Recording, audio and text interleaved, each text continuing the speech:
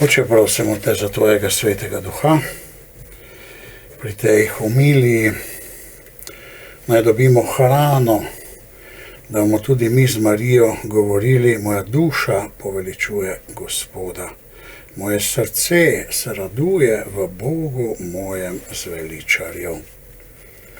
V Jezusovem imenu, amen. Danes nam govori Božja beseda o tem, da brez napora, brez križa, brez ločitve od nevernih, brez zagovarjanja svojega stališča ne bo šlo. In kljub temu nas vedno Bog rešuje.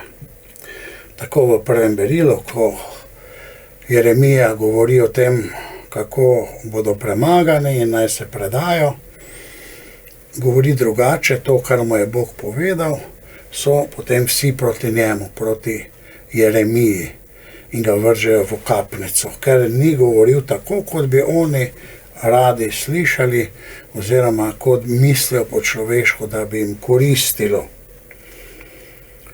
Tako sem tudi jaz večkrat kritično pridigal in bil pred kratkim zatožen župniku, ko pomagam po župnijah, da sem samo negativno govoril. Predvsem je šlo o demografiji Slovencev konkretno.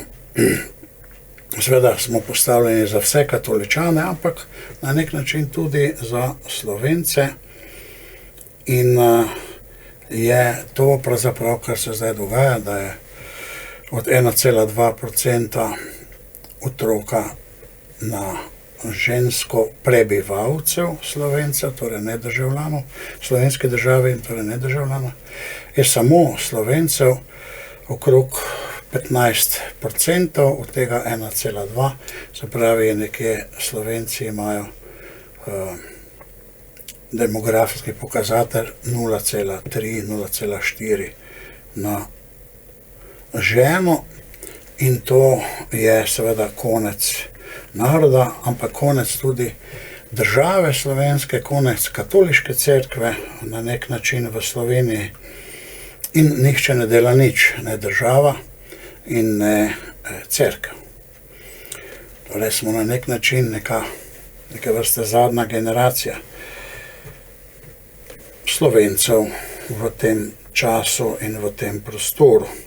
Torej še enkrat prej tudi sem govoril o duhovnem boju na Marijino vnebovzetje, ker je tam rdeči zmaj, in potem ta bitka in kaj se to vse dogaja, kaj se je dogajalo tudi v zgodovini, da je duhovna bitka na tem svetu, koliko je bilo preganjanja, ampak tudi jim ni prijalo, kajti ljudje bi radi mi slišali samo to, kar nam paše, radi bi slišali zabavo, radi bi lahko šli skozi življenje, kot je rekel ta mladi mož, ki sem ga na začetku omenil. Ampak vendar Bog nas rešuje. Tako je bil rešen Jeremija, ki ga Bog postavlja zoper vse, in vidimo, da pa brez križa tudi ne bo šlo, smo poklicani, da gremo na ozko pot. Tako isto govori tudi v psalmu, ko je pravi upal sem Gospoda. To je pogoj za Božje delovanje. Upal.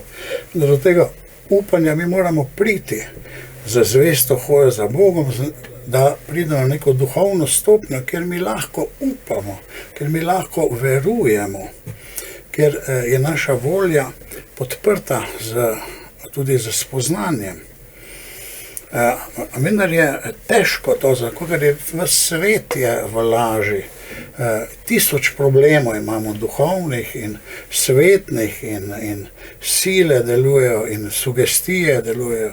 In ves svet tiči v zlu, pravi svetopismo. Torej, kamorkoli greš na katero področje, ni naš teren božji, krščanski teren, ampak je sovražnikov teren. Tudi zdaj sem pred kratkim videl neki podatek, da celo Tito, ki smo ga na nek način vsi v tisti generaciji zelo spoštovali, je imel na svojih brionih tudi neke zapore in kakorkoli mučilnice, zapore in tudi krematorij, ki je potem naredil toliko pepela za račun okrog 30.000 ljudi. Torej, vse to je nam skrito očem in mi ne znamo se boriti prav v tem težkem svetu, težke situaciji in moramo hoditi za Jezusom. Vendar Bog nam položi novo pesem v naša usta, pesem rešitve, pravi psalm. Bog, ti si moja pomoč in moj rešitelj, njegova resnica. Tako tudi drugo berilo govori o tem, da nas obdaja množica pričevalcev. Pričevalci, oblak pričevalcev, pravi torej Božja navzočnost, tu so na nek način svetniki, ki so z nami v oblaku, to so pričevalci, ki so dali življenje za Kristusa. Pravi pismo Hebrejcev, obdaja nas oblak pričevalcev, tisti, ki so šli skozi trpljenje. In to je dejstvo, da obstaja duhovni boj že od samega začetka, v katerem smo tudi mi. In v tem pravi pismo Hebrejcem, v tem glejmo Jezusa. V teh stiskah, ki so, glejmo Jezusa. Tudi on je šel skozi trpljenje, križ, da je sedel na desnico očetovo, torej imel nasprotovanje. Tudi mi, kot kristjani, bomo imeli nasprotovanje. Tako je v našem slovenskem parlamentu bilo rečeno, če pa je za nekatere neka knjiga več, kakor Ustava Slovenije, potem pa je to vredno preganjanja. To je bilo izrečeno iz ust,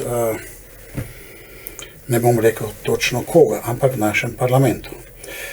Torej gre za boj, da ne boste v dušah omagali, pravi danes Božja beseda, omagali, da ne boste obupali na nek način, ne? Ampak vztrajali do konca. Pravi, niste se še do krvi upirali. Duhovno življenje, krščansko življenje je duhovni boj. Moje ovce poslušajo moj glas, evangelij. Ponovno to, da je Jezus šel preko trpljenja do cilja, ki pa je, da vrže ogenj na zemljo, ogenj Svetega Duha, ogenj Božje ljubezni, ampak mora iti, pravi, moram biti krščen s krstom, moram biti krščen z trpljenjem, pravi, dokler torej na nek način se to ne dopolni. Naš cilj je preko nasprotovanja in preko tudi trpljenja za Božje kraljestvo. In dejansko, ko ti postaneš kristjan, vidiš, da si ločen na nek način od družbe, ločen si od javnega mnenja, ločen si v družini in je vse pravzaprav proti tebi. Zato v tej ločitvi mi vztrajamo do konca. Kaj nas to laži? To laži nas Božja milost, to laži nas naše trezno razmišljanje, da je to prava in dobra pot. In v tem navsezadnje satanskem hudičevem svetu, kako pravi Sveto pismo, smo mi Božji. In konec bo dober, Bog nas rešuje in čaka nas večno življenje v popolni sreči. V Jezusovem imenu tako bo. Amen.